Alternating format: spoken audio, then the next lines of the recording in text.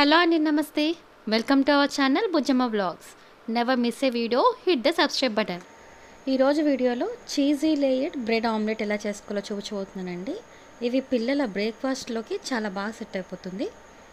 ముందుగా నేను ఒక 2 ఎగ్స్ని ఒక బౌల్లో బ్రేక్ చేసి వేసుకున్నాను. అందులో కొంచెం సాల్ట్ అలాగే కారం వేసుకొని బీట్ చేసుకొని ఇట్లా లమ్స్ లేకుండా మొత్తం ఒకసారి కలుపుకుంటున్నానండి. తర్వాత స్టవ్ మీద ప్యాన్ పెట్టుకొని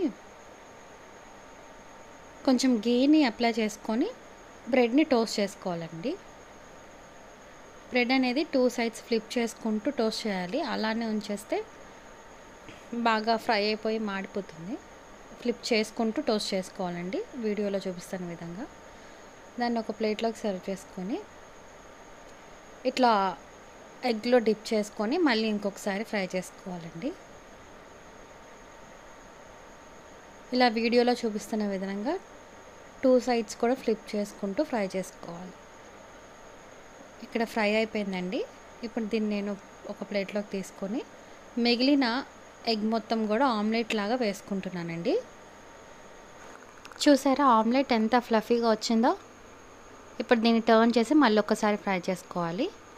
ఇలా 2 సైడ్స్ ఫ్రై అయిన తర్వాత మనం చీజ్ యాడ్ చేసుకొని దానిపైన టోస్ట్ చేసి పెట్టుకున్న బ్రెడ్ స్లైసెస్ని యాడ్ చేసుకోవచ్చు. కానీ నేను తీసుకున్న ప్యాన్లో ఒకటే బ్రెడ్ పడుతుందండి. సో అందుకనే నేను ఆమ్లెట్ని ఇలా ఫోల్డ్ చేసి హాఫ్గా కట్ చేసుకొని బ్రెడ్ స్లైసెస్ మిడిల్లో పెట్టుకుంటాను అనమాట. మీరైతే ఇలాగ చీజ్ వేసుకున్న తర్వాత దానిపైన 2 సైడ్స్ బ్రెడ్ స్లైసెస్ని పెట్టుకొని ఫోల్డ్ చేసేసుకోండి, సరిపోతుంది. నేను ఇక్కడ బ్రెడ్కి ఆమ్లెట్ మధ్యలో కూడా కొంచెం చీజ్ని యాడ్ చేసుకున్నాను. లేట్గా ఉంటే బాగుంటుంది కాబట్టి. అంతేనండి. మనకి ఎప్పుడైనా ఏమైనా తినాలనిపించినప్పుడు లేదంటే పిల్లల బ్రేక్ఫాస్ట్లోకి కానీ 2 మినిట్స్లో అయిపోతుందండి ఈ రెసిపీ. మీరు కూడా ట్రై చేసి ఎలా ఉందో కమెంట్ చేసేయండి.